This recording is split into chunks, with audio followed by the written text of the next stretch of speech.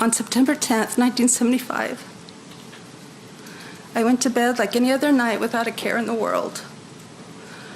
A few hours later, my world was turned upside down. At approximately 2 a.m., I was awakened by an intruder, Joseph D'Angelo, who was wearing a ski mask and pointing a gun at me, saying that he was taking me with him and that if I made any noise, he would kill me. My father must have heard me crying and woke up. D'Angelo had dragged me out of the house, out the back door, and through the gate that separated our backyard from the carport and driveway, all the while having a gun pointed at my head. When we were under the carport, I heard my dad yell something and saw him pause in the kitchen just for a moment before he charged out of the house through the back door near us. D'Angelo fired 2 shots, hitting my dad. He then turned the gun on me as I was down on the ground. My only thought was, this is it. And put my head down, expecting him to kill me. Instead, he started kicking me in the head and face, then ran off down the driveway. I ran back into the house to find my dad had collapsed at the front door and my mom hovering over him.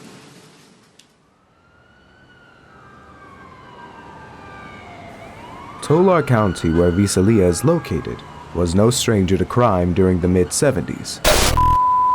Inspector Dave Tosky is one of 2 men in charge of the Zodiac investigation. This has been so since October of 1969, isn't that correct? Yes, that's correct. Theodore Robert Bundy, at age 25, a Republican campaign worker in Seattle. At 28, a University of Utah law student. At 29, a convicted Utah kidnapper. At 30, a Colorado jail escapee and one of the FBI's 10 most wanted men. A string of unsolved burglaries in the area stretched back to the beginning of the previous year and counted up to 120 separate counts. Thought to be perpetuated by the same individual because of the similarities of the crime scenes. The thief was dubbed the Visalia ransacker. Specifically, he ignored cash and valuables present in the victims' homes and instead stole personal items like driver's license and cheap trinkets. He also vandalized property, sometimes through antiques such as spilling orange juice on the carpet or throwing drawers' contents on the floor and rifling through underwear. After a few more repeated incidents in the fall of 1975, including one where he injured an officer and narrowly missed getting caught, the Visalia ransacker's crimes abruptly stopped in 1976. One major difference between the other robberies and the one in the Snelling family home is that it was the first time the ransacker attempted to kidnap someone, and the first time he shot a man to death. What police didn't know at the time was it wouldn't be the last time. In the early hours of March 18, 1978, in a residential area of Stockton, California, Bob and Gay Hardwick woke up to find a stranger sitting at the foot of the bed. He was holding a torch and shining it directly in their confused faces, and a gun in the other hand. On March 18th, 1978, Joe D'Angelo attacked us while we were sleeping. He kidnapped me from my bed. He raped me repeatedly. He sodomized me. He forced oral copulation. He stole the few precious pieces of jewelry that I owned, which were gold rings given to me by my brother and my parents to commemorate my graduation from college the year before. I was the first girl in my family to graduate from college, and so those pieces were important to me. He ate from my refrigerator and he drank 2 beers while I lay bound and blindfolded, unclothed and freezing on the hardwood floor in front of an open door in the cold March night. He ransacked our home, and in between he tormented me with threats of death for me and my loved ones should I make a sound or resist in any way. The aftermath of this attack has been with me for 42 years. That's a very long life sentence for somebody who had done nothing to deserve such hatred and violence and desecration of my body. At the time, on March the 17th, before the attack, we felt like all young people want to feel, to be successful, to be productive, and to be moving forward with somebody you love. We had all those things. Then on March 18th, 1998, Joe Angelo appeared in our life. He broke into our home. He tied me up at gunpoint. He assaulted and raped Gay repeatedly. It was terrifying for me because I was totally helpless. I could do nothing to protect her.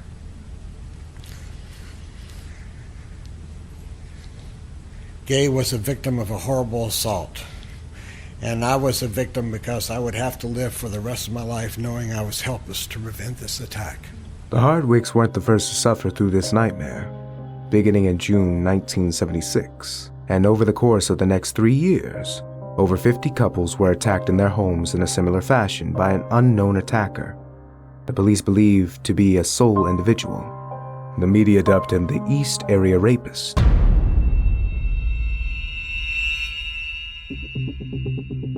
Through forensic evidence and the victims' descriptions, police started to have their suspicions that the Visalia ransacker and the East Area Rapist could be the same person. His crimes escalated from burglary to rape when he left Visalia for Sacramento, and he initially focused on the areas of Carmichael, Citrus Heights, and Rancho Cordova. A pattern had begun to emerge, and the whole area was in shock. Sacramento's East Area Rapist has been active for 16 months, 15 victims. At first, a single investigator worked the case full-time. Now, several people are involved.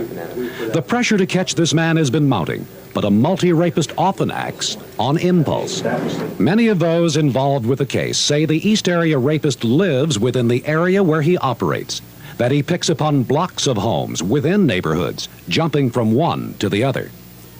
One of his few mistakes was to attack a woman who lived only one block inside Sacramento's city limits and then steal her car, which only brought in the city's rape detail and 4 more people to work toward catching him. It takes a while for a community to wake up. Sacramento was no exception.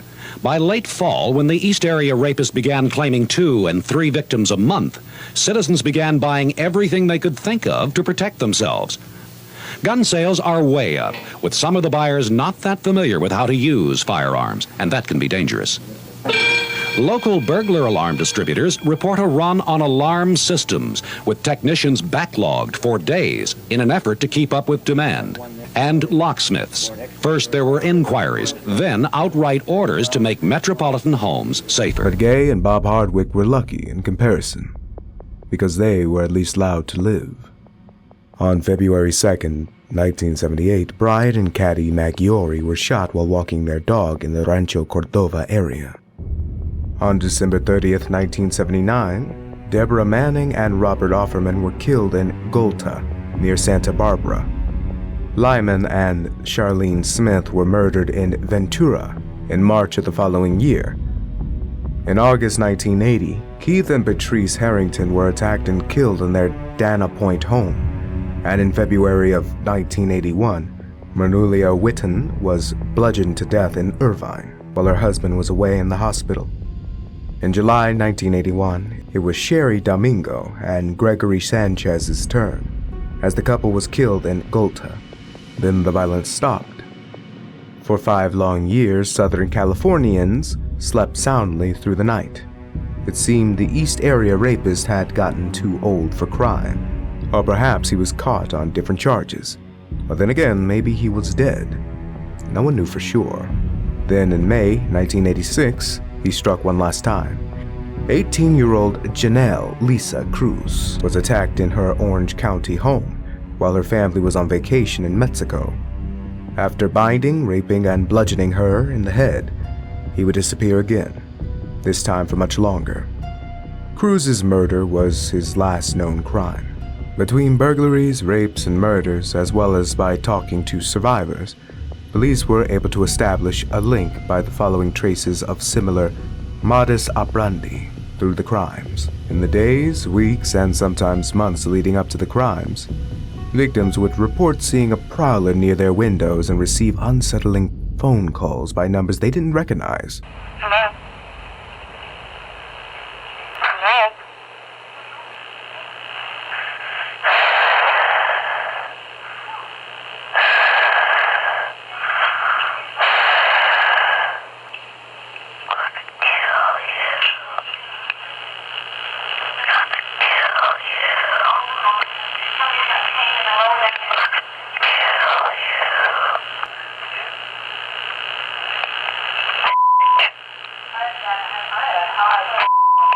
From his days as the Visalia ransacker, he acquired a flair for observing his victims and taking into account the smallest of details. He would watch and document for days and weeks on end. He knew when each family member would be home and when the house would be completely empty. Sometimes, he would prepare for an attack by breaking into the targeted house days prior to the actual night to check details or leave objects such as shoelaces to tie his victims up. He disabled porch lights, unlocked windows, and even emptied gun chambers or cut phone lines. Also reminiscent of the Visalia attacks was his penchant for stealing cheap trinkets from victims' residences and leaving valuables behind on occasion. The police would later find the same items discarded on the roof of the very same house he'd taken them from, or the ones neighboring them. While they initially thought that he might have been throwing the stolen objects onto the rooftops, they eventually came to the belief that he was crawling on the roofs to escape and items were falling from his pockets. There are two things unknown about the rapist currently terrorizing Sacramento. One is he has never been caught in a home where there was a man present. The other is he's never been in a home where there has been a big dog present. In only 2 cases have there been dogs in a home invaded by the East Area rapist. One of them was a puppy, the other a poodle. In both cases, the rapist was very upset they were even on the premises. What else can you do? A recent rape victim had precious seconds to telephone for help. She dialed operator. Unfortunately, the operator did not come in on the line. Even when calling the local sheriff's office, when all circuits are tied up, the number still rings in an annex and cannot be heard or answered until a line clears. A better tip might be to call your next-door neighbor who can immediately be on his way to help. He would enter through a window or sliding glass door and wake the sleeping victims with a flashlight, then threaten them with a handgun. The women were usually forced to tie up their male companions with shoelaces or ligatories the attacker brought with him. The bindings were often so tight that the victim's hands were numb for hours after being untied. The men would often be left unable to fight back by a stack of dinner plates placed on their backs, and had to live through the horror of their loved ones being assaulted in the next room. He had a script, and he stuck to it. He told every victim a version of the phrase, "Do what I say or I kill you." While the sexual violence he committed was usually relatively quick, the attacker would often take breaks to eat food and rifle through the couple's belongings, and he would sometimes hide in the dark of the house, only to jump up if the victims thought he was gone. This waiting trick was immensely helpful in providing him a quiet escape, as victims would be frozen in fear and sometimes wait up to several hours, or until they heard birds chirping to finally feel safe enough to get up and call the authorities. He was also known for taunting local police as well as innocent victims. He repeatedly called into stations to taunt them, insisting that they'd never catch him, and even going as far as to alert them to the area of his next crime. In 1977, he called the police department to say, "I'm the East Side rapist, and I have my next victim already stalked and you guys can't catch me." That very same night he attacked. Another call was recorded as following. Police Department staff speaking. You're never gonna catch me, East Area rapist, you dumb. I'm gonna kick in tonight. Be careful. Yet again, the next night, there was another victim. He was brazen, cocky, and capable. He thought he was untraceable, and for a long time he truly was. While the area he operated in was quite restricted, and the type of crimes he committed sure to leave evidence behind, he somehow continued to elude them. A common but unproven suspicion at the time was that he could be part of the police team himself, or supposedly military trained. The dishes on bareback trick was straight out of the general's military playbook for jungle warfare, and he seemed uncomfortably knowledgeable about the ins and the outs of police proceedings as well as, of course, how to avoid them. It also didn't help matters that rapes were not taken very seriously at the time. While detectives sourced the area and every possible lead, initial suspects were limited to close friends of the victims, business partners, and ex-lovers. They were all eventually cleared by further investigations or strong alibis, and no charges were ever filed in relation to the East Area rapist over his more than 50 rapes and dozen murders. In 2001, almost 30 years after the initial Visalia burglary, investigators had their first breakthrough.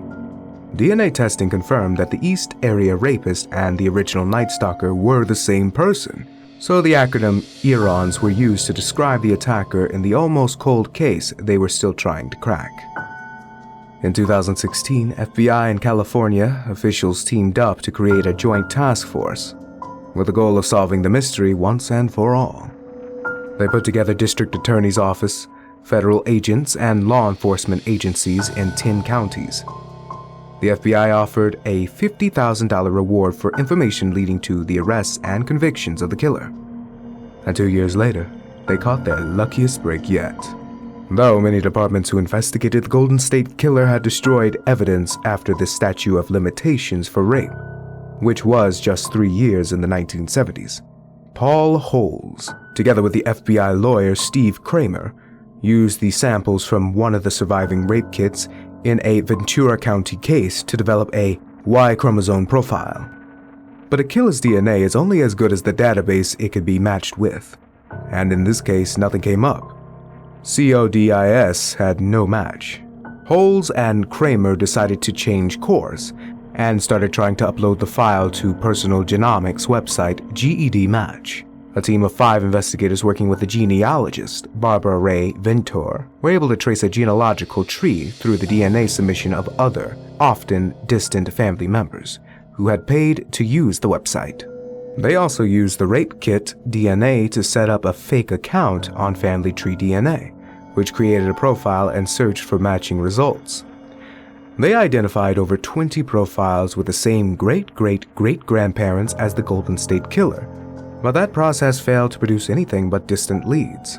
They then uploaded the forensic profile to MyHeritage and got closer and closer to cracking the case. The team initially focused on an unnamed woman in Orange County whose brother had overnight become the prime murder suspect through sole DNA investigation. They asked her for a swab, which she voluntarily provided to help clear her family name. The woman's DNA cleared her brother, but confirmed the killer was related to both of them through maternal lineage. It was the closest investigators had come to finding out the true identity in almost 4 decades. They narrowed down the family tree search using age, location, and other characteristics as filters, which listed 6 possible names for the women's distant male cousins. When they found a match, they were able to confidently link the DNA found on the scenes of the crime to that of a 72-year-old man based in Southern California. The suspect was living in Citrus Heights, the very epicenter of the Sacramento area-based crimes in the far 1970s. His name was Joseph James D'Angelo.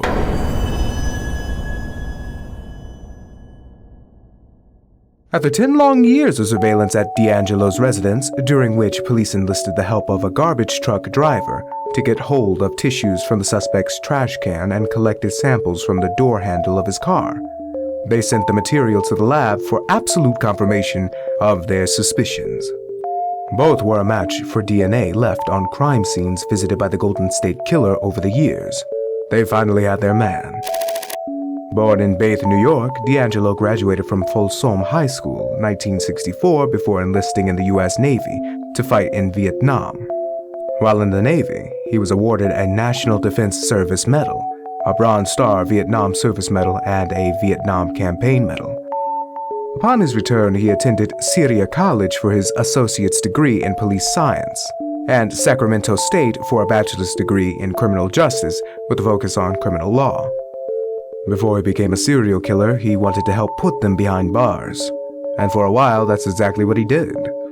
He interned with Roseville Police Department and married Sharon Mary Huddle in the fall of 1973.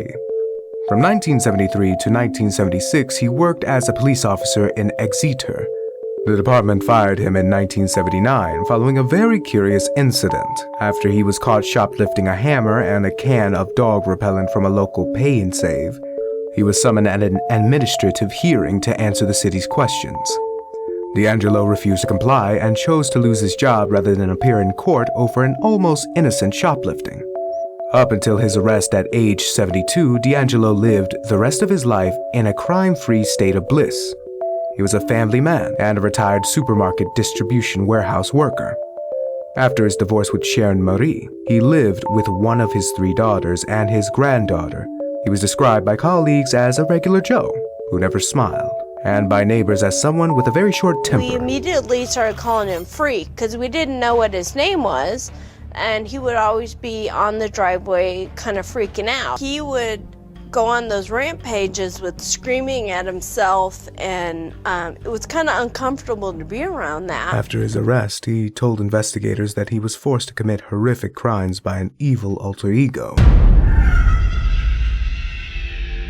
While it counted as a confession of sorts, he cryptically blamed the wave of crimes he committed in the 1970s and 80s on a personality he called Jerry.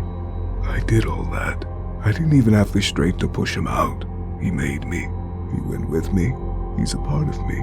I did all these things. I destroyed all their lives. So now I've got to pay the price.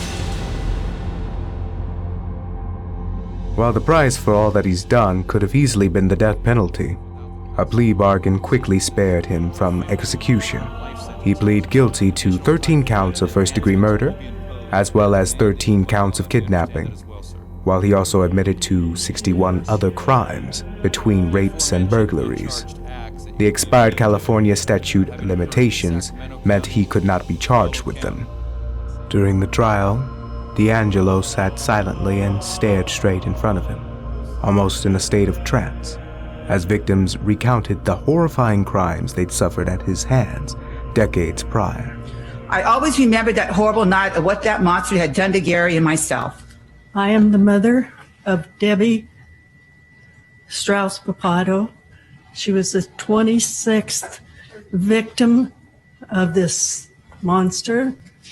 I'm here today on behalf of my deceased sister, family, and myself. I would like to offer sincere gratitude to the many people involved in capturing and bringing this man to justice. I am right smack dab ground zero in the middle of the East Area Rapist. I'm 21 years old at the time. I've been living in the neighborhood for 9 or 10 years. And apparently I walked a lot of the same ground as Mr. D'Angelo. And I want to say that Mr. D'Angelo, this is about me and him. He stalked me. This wasn't about my girlfriend. And by the way, I haven't announced myself. My name is Victor George Hayes, Joe. And my girlfriend's name is Rhonda Ortiz. And prosecutors added excruciating details to paint a truly brutal picture. He sat in a wheelchair and waited for his turn to speak.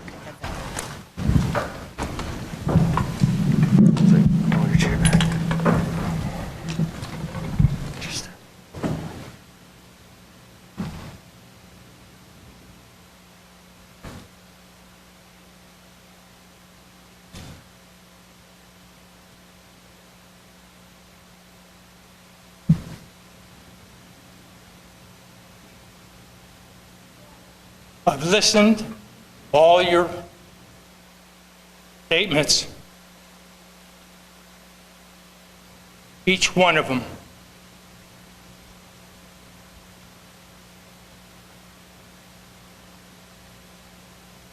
And I'm truly sorry to everyone I've hurt. Thank you, Your Honor. But Sacramento County Superior Court Judge Michael Bowman was unperturbed. He said D'Angelo should die in prison with no mercy, and sentenced him to 26 life sentences without the possibility of parole. If I listened to the survivors and I've watched you, I could not help but wondering, what are you thinking? Are you capable of comprehending the pain and anguish you have caused? He is currently serving out his time in protective custody at the California State Prison, Corcoran. Family members struggle to reconcile the image they had of him with the character they were just learning about, after a lifetime of secrets and hidden truths. The first few years of my life, my father was home with me, and he was a very hands-on, attentive dad. He brushed my hair every morning, he fed me breakfast, took me to the petting zoo, read me stories. Those are kind of my first memories, very loving, very affectionate, very attentive. D'Angelo's sister and a close friend each stated that he had been abused as a boy by an emotionally distant, disciplinary father, a sergeant in the United States Army. Another relative recalled the trauma D'Angelo had suffered as a young boy when he'd witnessed his 7-year-old sister's rape by airmen in West Germany, where the family was stationed. His ex-wife Sharon told the court she had been fooled by his excuses of working late, and had never wondered whether he was leading a secret double life of crime away from the family. An ex-fiancée, Bonnie Colwell Yeltsin, said, My first long-term relationship, I didn't have dating experience. It started off very lighthearted. But Bonnie broke off the engagement when she found out how scary D'Angelo could be. He did not take the rejection well. He actually tried to abduct her at gunpoint so he could take her to Nevada and force her to marry him. He said, get dressed, we're going to Reno, we're going to get married tonight. Investigators' interest were piqued by her name when they remembered one rape victim's statement from years earlier. They'd read that her assailant had yelled out, "I hate you, Bonnie," during her attack. Is it too simplistic to think that by terrorizing California for years and years, D'Angelo could have been carrying out his revenge on a lover who slighted him? Perhaps. But sometimes the simplest assumption is the correct one after all. And at last, after all the revelations of this thrilling case, both Bonnie and his victims can finally sleep well, knowing that Joseph James D'Angelo will be spending the rest of his life in a squalid jail cell and will never be able to come for them ever again.